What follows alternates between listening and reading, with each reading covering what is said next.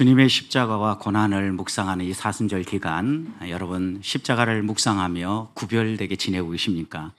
아니면 평소와 비슷하게 그냥 지나고 계십니까? 저는 우리 보배교회 성도들이 이런 기회들을 통하여서 다시 한번 우리의 신앙을 점검하고 하나님 앞에서 좀 더 거룩하게 다듬어질 수 있기를 소망합니다. 하나님께서 우리에게 절기를 주신 것은 이런 교회의 절기들을 통하여서 우리의 신앙이 정말 믿음의 반석 위에 서고 주를 더 닮아가는가 점검하라고 주신 절기입니다. 그런 점에서 금식도 하시고 또 절제도 하고 주님의 십자가를 묵상하면서 주님을 따라간다는 삶이 오늘 우리의 삶에 어떤 의미가 있는지 다시 한번 되돌아보면서 믿음의 발걸음을 내디딜 수 있기를 주님의 이름으로 축복합니다. 그런 의미에서 우리 옆에 계시는 분들과 한번 이렇게 인사하면 좋겠습니다. 주님이 나를 위해 십자가 위에서 죽으셨습니다. 한마디 더 하십시다.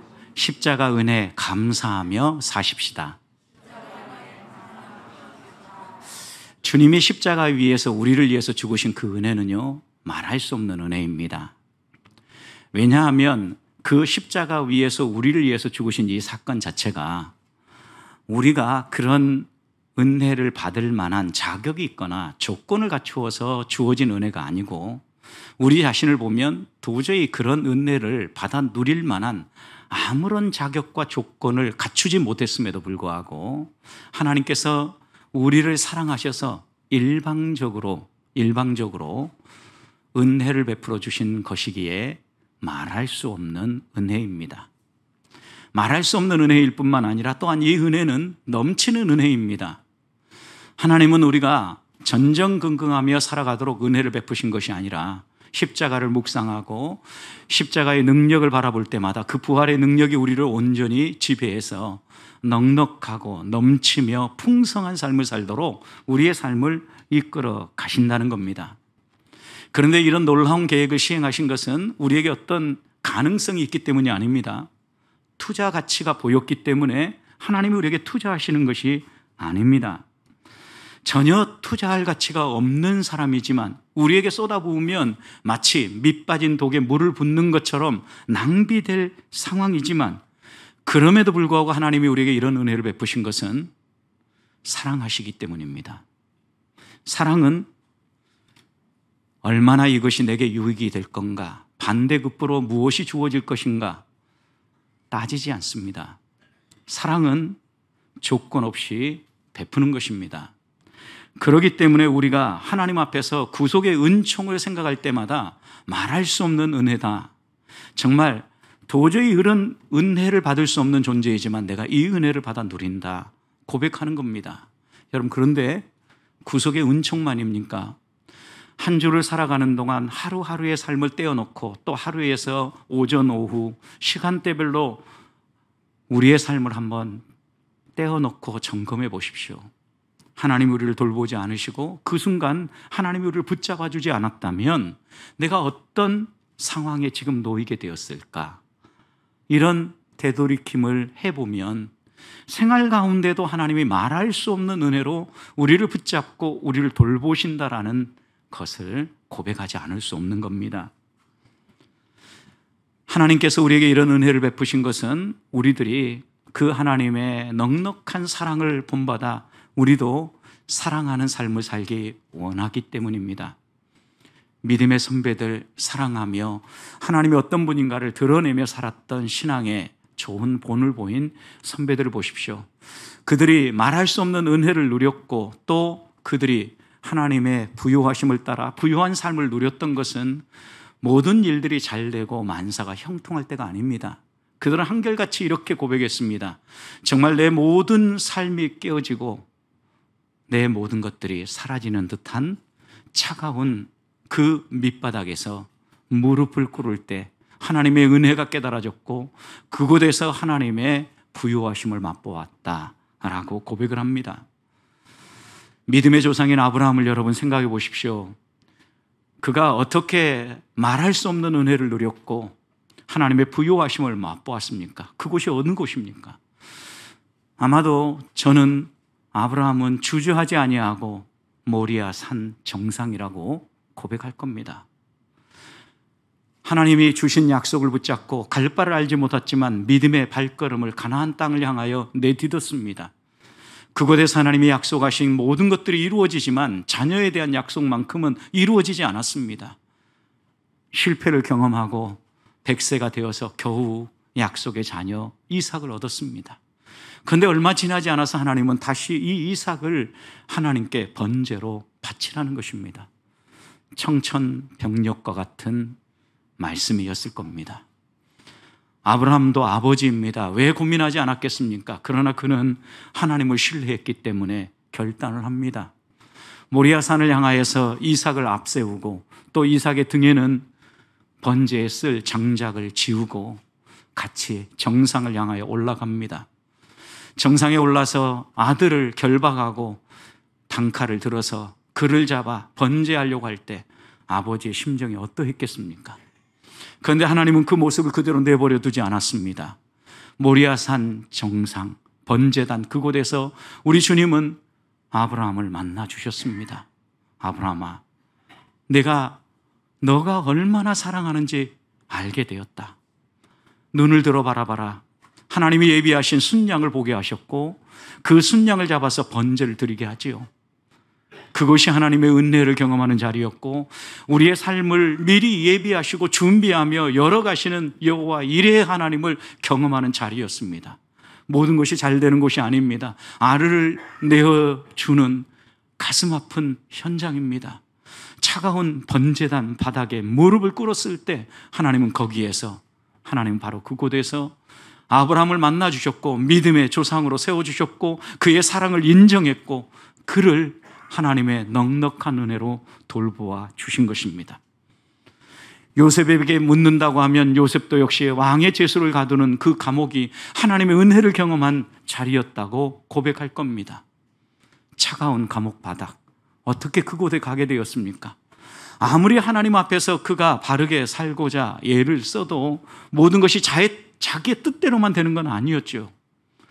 보디발 장군의 집에서 누구보다도 구별되게 하나님과 동행하며 하나님의 자녀답게 행동했습니다. 요셉이 얼마나 하나님을 뜨겁게 사랑하고 하나님께 헌신했으면 요셉 때문에 그 주변에 있는 사람들이 다 복을 받습니다. 주변에 있는 사람들이 다 인정합니다. 저 사람이 진짜 하나님의 사람입니다. 여러분, 이렇게 믿음의 길을 걸으면서 하나님 앞에서 거룩함을 지키고 믿음의 정조를 지키기 위해서 하나님만 바라보았을 때 그를 위해서 기다리고 있었던 것은 차가운 감옥의 한 구석이었다는 겁니다.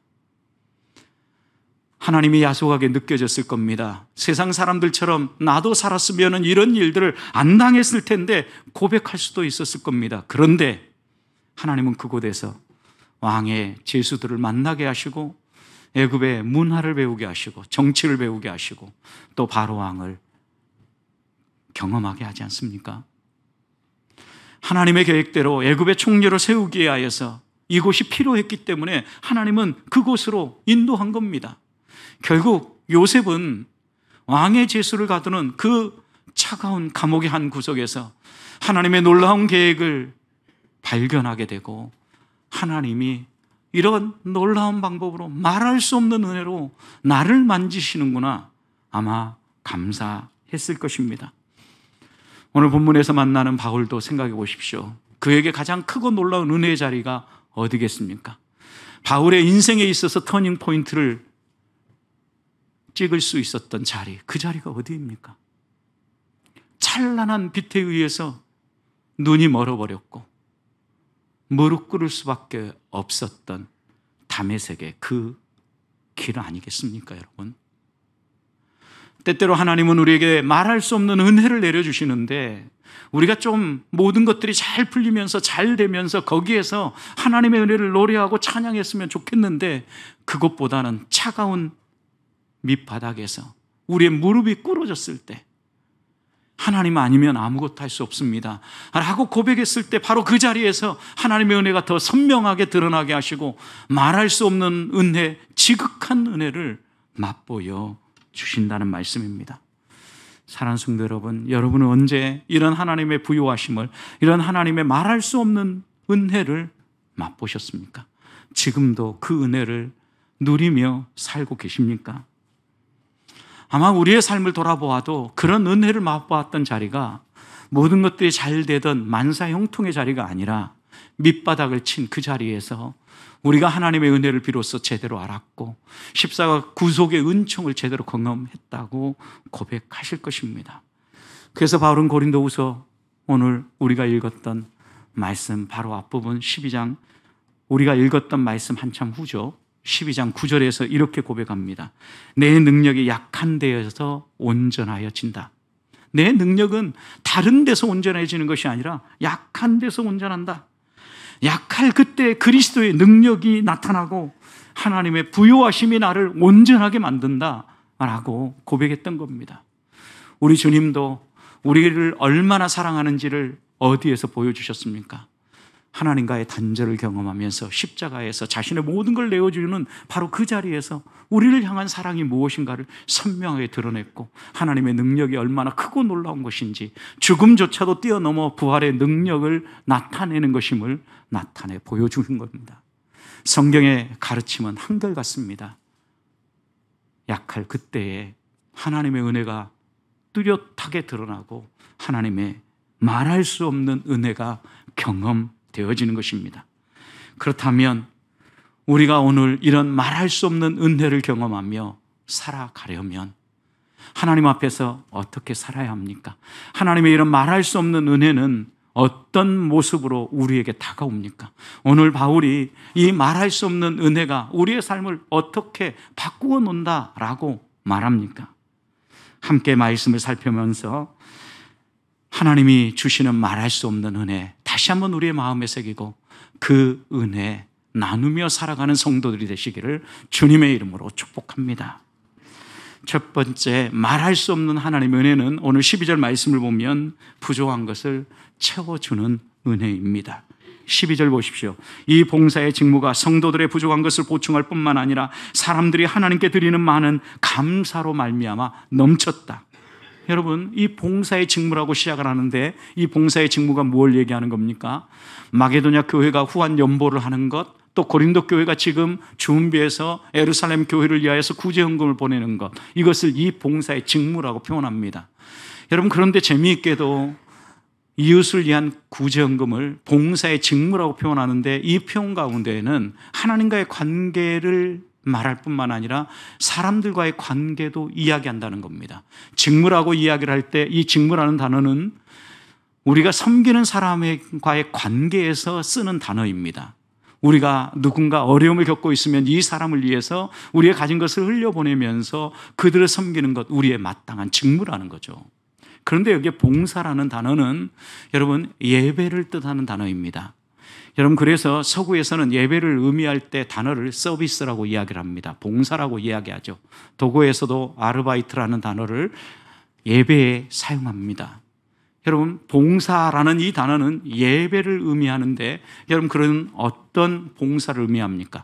제사장이 하나님 앞에서 예배하기 위해서 섬기는 섬김, 이것을 이 봉사, 리투르기아라는 단어를 써서 표현한 겁니다.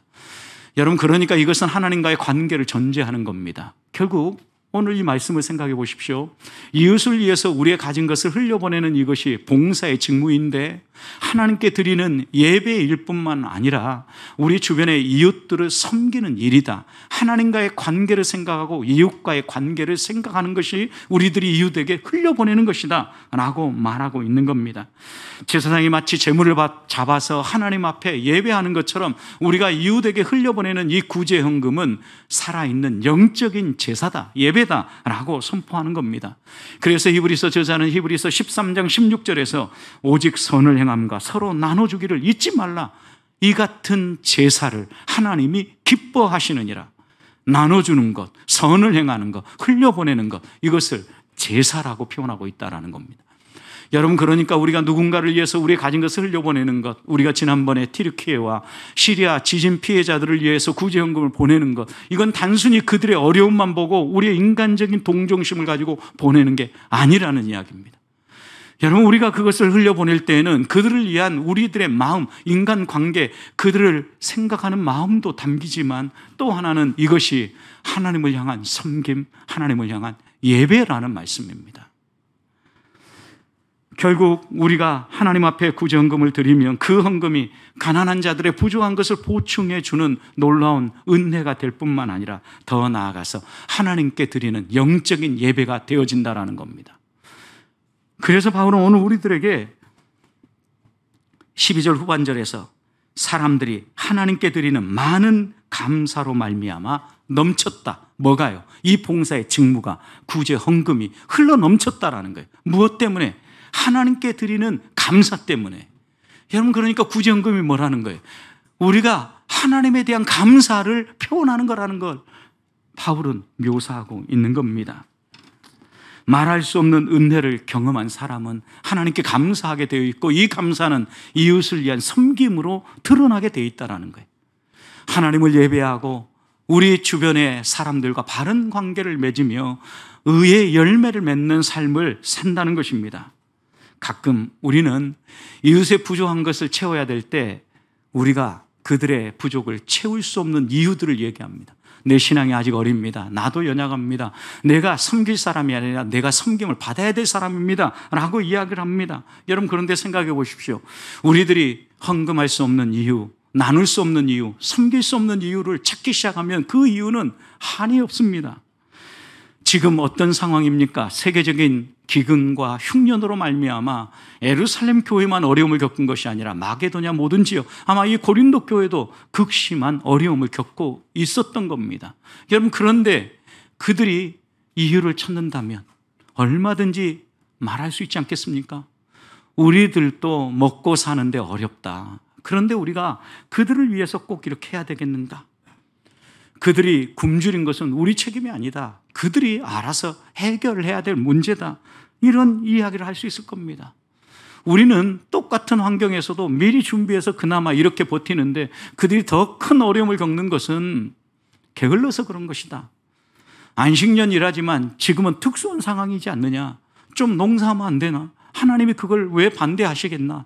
얼마든지 이유를 또 붙이고 또 붙일 수 있습니다. 그리고 거리적으로 떨어져 있는데 가까이 있는 사람들이 도와야지. 유대나 예루살렘 근처에 또 다른 좀 더 나은 사람도 있을 거 아니냐고. 그 사람들이 자신들의 권리와 자신들의 필요만 채울 것이 아니라 좀 어려운 사람을 위해서 나눈다면 굳이 우리가 하지 않아도 되지 않겠는가? 우리도 우리 주변에 있는 사람 섬기기도 바쁘다. 이유를 대려고 하면 한이 없을 겁니다. 여러분, 그런데 한 가지 분명한 것은요, 말할 수 없는 은혜, 넘치는 은혜를 체험한 사람은요, 이유를 찾지 않고 기회를 찾는다는 거. 다시요, 말할 수 없는 은혜를 경험한 사람은요, 이유를 찾지 않고 기회를 찾는 사람이에요. 채워야 될 부정함이 있다고 하면, 그런 기회가 보인다고 하면, 아니, 그런 기회를 찾아서 쫓아다니면서 섬기는 사람이 넘치는 은혜를 맛본 사람이고 말할 수 없는 은혜를 맛본 사람이라는 말씀입니다. 그래서 바울은 갈라디아서 6장 10절에서 이렇게 권합니다. 그러므로 우리는 기회 있는 대로, 언제요? 기회 있는 대로. 이 말씀은 기회가 있을 때뿐만 아니라 기회를 만들어서라도 모든 이에게 착한 일을 하자. 모든 이에게 착한 일을 하자는 겁니다. 사랑하는 성도 여러분, 하나님이 원하시는 게 무엇입니까?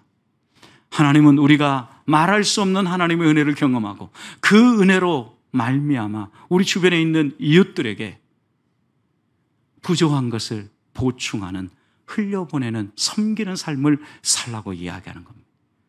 이것이 우리 주변에 있는 사람과의 관계를 바로 맺을 뿐만 아니라 하나님께 드리는 예배라고 말하는 것입니다. 하나님은 우리가 선한 일에 넉넉한 사람들이 되기를 원합니다. 디모데전서 6장 18절, 선을 행하고 선한 사업을 많이 하고 나눠주기를 좋아하며 너그러운 자가 되라 권합니다. 여러분, 선한 사업을 할 때 겨우 눈에 보이는 것 한두 가지만이 아니라 많이 하라는 거예요. 나눠주기를 하되 누가 요청할 때만 하는 것이 아니라 좋아하라는 거예요. 기회를 찾아서라도 나눠주라는 거예요. 그래서 결국은 너희가 너그러운 자, 풍성한 자가 되라는 거예요. 하나님의 말할 수 없는 은혜를 맛보았다면, 그 은혜를 흘려보낼 기회를 찾고 또 이웃의 부족한 부분을 보충하면서 하나님의 그 풍성한 은혜를 전하며 살아가는 우리 보배의 성도들이 되시기를 주님의 이름으로 축복합니다. 두 번째, 넘치는 은혜는 우리의 삶을 바꾸어 놓습니다. 삶을 변화시킵니다. 13절 보십시오. 이 증거를 삼아 너희가 그리스도의 복음을 진실히 믿고 복종하는 것과 그들과 모든 사람을 섬기는 너희의 후한 연보로 말미암아 하나님께 영광을 돌리게 된다. 여러분, 우리가 말할 수 없는 은혜를 던집어서 이웃을 섬길 때에는요, 적어도 세 그룹이 이것에 관계가 되어집니다. 섬기는 사람, 흘려보내는 사람 한 그룹 있죠. 그리고 그 섬김을 받는 사람 또 한 그룹 있습니다. 예루살렘 교회처럼요. 또 바울과 바울의 일행처럼 이것을 지켜보며 풍성한 열매가 맺히도록 기도하는, 지켜보는 믿음의 형제자매들이 있습니다. 그런데 오늘 바울은 하나님 앞에서 우리가 이 말할 수 없는 은혜를 따라 살아가면은요, 섬기는 사람, 섬기는 받는 사람, 그리고 그것을 옆에서 응원하며 기도하는 사람 모두가 다 하나님께 감사와 찬양과 영광을 돌리게 된다는 거예요. 여러분, 성도의 제일 된 목적이 무엇입니까? 하나님께 영광을 돌리는 거죠. 여러분, 우리가 하나님의 말씀을 따라 바로 살 수 있는 길을 분명하게 보여주는데 넘치는 삶이 무엇인가를 보여주는 거예요. 그래서 바울은 정말 어려운 환경에서 이 고린도후서를 쓰는데 1장에서부터 넘친다라는 표현을 반복했습니다. 그들이 만난 넘치는 고난에 하나님의 넘치는 위로가 임합니다. 모든 것들이 넘쳐서 먹고 사는 것도 힘들어지는 그 순간에 하나님은 마게도냐 성도들을 통하여서 넘치는 풍성한 연보를 하게 합니다. 그 연보로 말미암아 넘치는 은혜를 깨닫게 되어지고 결국 받는 사람이나 나누는 사람이나 모두가 하나님께 영광과 감사를 넘치게 한다는 거예요.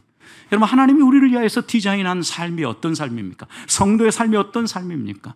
모든 것이 부족하여서 전전긍긍하고 마지못해서 살아가는 삶이 아닙니다. 하나님은 우리가 그런 고난 가운데 살기를 원치 않으십니다. 하나님이 디자인하신 삶은 넘치는 삶입니다. 하나님은 우리에게 은혜를 베푸셔서 그 은혜로 넉넉하게 하시는 분이십니다. 이 우주 만물을 창조하시는 하나님이 우리 아버지시기 때문에 우리의 어떠한 형편이든 돌아보면서 우리를 얼마든지 넉넉하게 하실 수 있다는 것입니다. 그래서 우리에게 말할 수 없는 은혜로 말미암아 이웃과 나누며 함께 공동체가 감사하고 하나님을 찬양하게 되어지면 여기에서부터 놀라운 변화가 일어납니다. 여러분, 우리도 생각해 보십시오. 우리의 모든 삶에 감사가 살아나고 찬양이 회복되어지면 어떻습니까? 삶의 변화가 일어나요. 어떤 변화가 일어날까요? 오늘 13절에서 가장 먼저 일어나는 말씀은요, 그리스도의 복음을 진실히 믿게 된다라는 거예요. 여러분, 진실히 믿는다는 의미가 무엇입니까?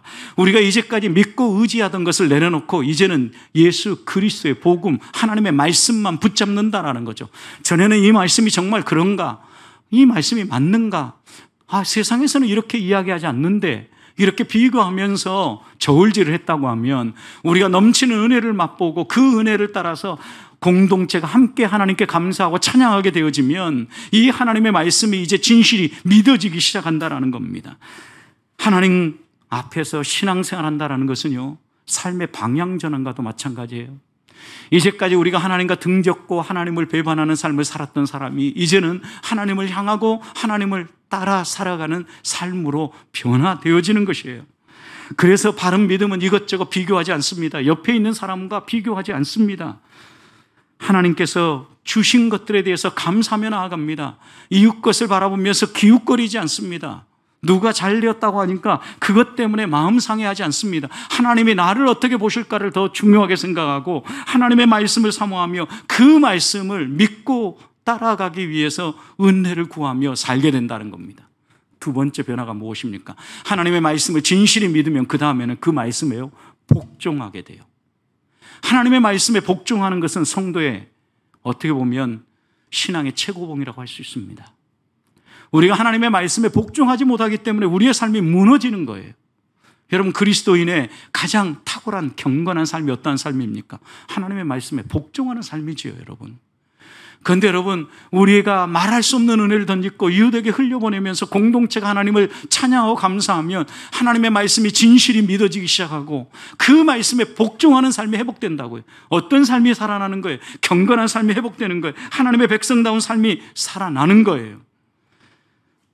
성도의 섬김에는 그래서 복음에 대한 신앙 고백이 담기는 겁니다. 그냥 하는 게 아니에요.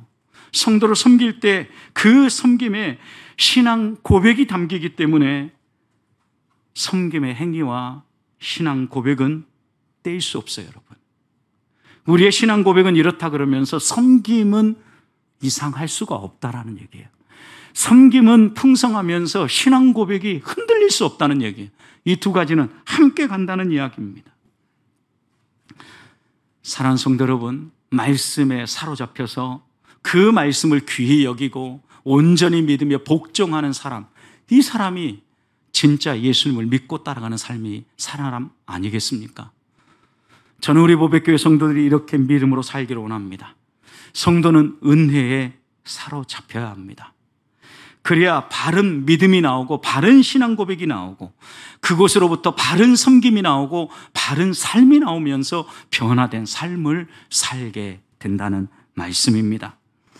하나님은 우리가 이 세상을 전전긍긍하며 살지 아니하고 풍성하고 넉넉하게 살기를 원하신다면 넘치는 은혜를 사모하십시다.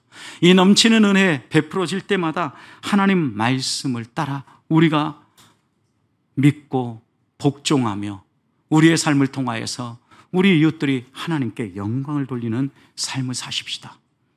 세 번째 놀라운 변화가 하나 더 있어요. 여러분 13절 후반절 보면 세 번째 놀라운 변화는요, 그들과 모든 사람을 섬기는 너희의 후한 연보로 말미암아 하나님께 영광을 돌린다 그랬죠. 여러분, 이것은요, 섬기는 사람, 섬김을 받는 사람, 그리고 온 공동체가 어떻게 된다는 거예요? 하나가 되어서 하나님을 찬양한다라는 거예요. 왜 하나가 되어서 하나님을 찬양할까요? 그들이 섬기는 섬김에 하나님의 사랑을 보기 때문이죠. 다른 말로 표현하면 그냥 자신이 가진 돈의 일부를 떼어서 보내주는 값싼 구제가 아니라 교제의 진정성이 드러난다는 거죠. 그들도 힘들고 어려웠지만 그들의 소중한 부분을 떼어서 정말 믿음의 형제 자매를 위하여서 나누는 이런 삶을 통하여 교제의 진정성을 보면서 이들이 같은 마음으로 하나님께 감사하고 정말 하나님 놀라운 분이십니다. 하나님이 우리를 이렇게 만지시는군요. 감사하며 하나 된다라는 거예요. 여러분, 그러니까 다투고 싸우고 분열하는 것은요, 하나님의 넘치는 은혜를 맛보지 못한 거예요. 하나님의 넘치는 은혜는요, 우리를 하나로 묶어요. 그리고 교제하게 해요. 피상적인 교제가 아니라 중심을 내어놓고 진정성이 느껴지는 사랑의 교제를 나누게 한다는 거예요. 성도의 섬김은 교회의 하나됨의 표예요. 그래서 부흥하는 교회, 또 성장하는 교회는 섬김이 살아있는 교회입니다. 나눔이 살아있는 교회입니다. 모든 성도들이 다 같이 한 몸임을 인정하고 나타낼 때 그것을 통하여서 성도들은 하나님의 사랑을 맛보고 우리가 하늘나라 백성임을 경험하게 되는 것입니다. 사랑하는 성도 여러분, 말할 수 없는 은혜는 우리를 변화시킵니다. 이기적인 삶을 내려놓고 복음의 말씀을 믿으며 그 복음에 복종하는 삶을 살게 합니다. 그리고 복음에 복종하면서 자신의 것을 나눔으로 자신만이 아니라 섬김받는 사람, 그리고 모든 공동체가 하나 되어서 하나님께 감사와 찬송을 올리게 한다는 이야기입니다. 이런 변화된 삶을 살아가십시다. 내가 하나님의 말할 수 없는 은혜를 따라 반응하면 나로 말미암아 우리 가정이, 우리 목장이, 우리 교회가 이렇게 변화될 수 있음을 믿고 하나님 앞에서 은혜의 삶을 살아가시기를 축복합니다. 마지막입니다. 14절 말씀을 보면 넘치는 은혜는 성도들로 하여금 기도를 살려낼 뿐만 아니라 성도들 서로를 더욱 사모하며 사랑하게 만듭니다. 14절 말씀을 보십시오. 그들이 너희를 위하여 간구하며 하나님이 너희에게 주신 지극한 은혜로 말미암아 너희를 사모하느니라. 그들이 누굽니까? 여러분, 도움을 받는 사람들이죠. 예루살렘 교회죠. 너희는 누굽니까? 고린도 교회죠. 그들이 너희를 어떻게 해요? 위하여 간구한다 그랬습니다. 여러분 생각해 보십시오. 말할 수 없는 은혜는 섬김을 낳고 그 섬김은 기도를 낳는데 어떻게 기도를 낳습니까? 예루살렘 교회를 위하여서 어려운 가운데에서도 고린도 교회가, 마게도냐 교회가 나누었습니다. 그것을 받는 예루살렘 교회가 이걸 받을 때 그냥 아무 생각 없이 받지 않는다라는 거예요. 여러분, 우리 교회도 가양 삼동에 있는 여러 사람들을 섬길 때 이분들을 통하여서 간간히 들려오는 이야기가 있습니다. 도대체 보백교회가 어떤 교회인데 때마다 철마다 계속해서 이렇게 우리를 위하여서 섬기냐고 질문을 던집니다. 여러분, 구제헌금을 떠나보냈을 때 그 구제헌금을 받은 예루살렘 교회가 이 헌금을 한 고린도 교회를 생각하고 마게도냐 교회를 생각하며 기도한다라는 거예요. 어떤 기도를 하겠습니까? 하나님, 이렇게 놀라운 은혜, 넘치는 은혜를 고린도 교회를 통하여, 마게도냐 교회를 통하여 우리가 누리게 해주신 것 감사합니다. 하나님의 은혜 감사합니다. 이런 고백들을 하나님께 올려드리게 된다는 거죠. 하나님, 그들이 우리를 이렇게 섬기고 전전긍긍하지 않기를 원합니다. 하나님이 그들에게 더 넘치는 은혜로 채워주십시오. 이런 기도가 이어서 나오지 않겠습니까? 또 아울러서 하나님, 우리도 그들이 우리를 섬긴 것처럼 우리도 섬길 수 있도록 우리의 삶을 변화시켜 주시옵소서. 이런 기도가 나오지 않겠냐는 거예요. 결국 여러분, 넘치는 은혜를 알고 그것을 나누면은요, 이 일은요, 하나님을 향한 간구를 낳는다라는 거예요.